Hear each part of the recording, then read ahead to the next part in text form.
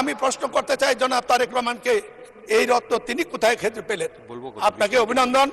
আপনার নেতৃত্বে এই সংসদ দুর্ভাগায় জাতির সকল সমস্যার সমাধানে মতো আমি সেদিনে আপনার প্রেমে পড়ে গিয়েছিলাম।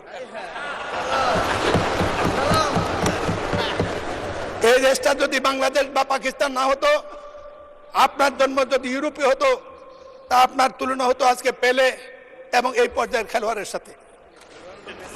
আপনি রাজনীতি ছিলেন না। ৭০-এর নির্বাচন আপনার বাবা ডক্টর আজহারউদ্দিন তৎকালীন আইয়ুবের স্বৈরশাসকের বিরুদ্ধে ৭০-এর নির্বাচনে এই ভোলা থেকে সংসদ সদস্য নির্বাচিত হয়েছিল। ৭৩-এর নির্বাচন আপনি তখন সেনাবাহিনীতে আপনার এই মরুম আব্বাকে সেদিন নাজেহাল করেছিল।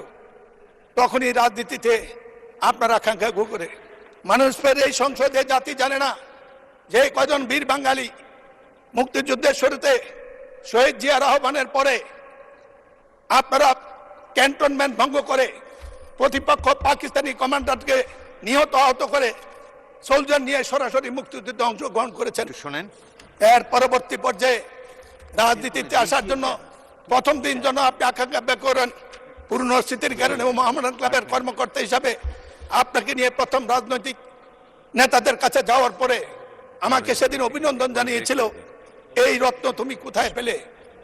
আজ আমি প্রশ্ন করতে চাই জনাব তারেক রহমানকে, এই রত্ন তিনি কোথায় খেতে পেলেন?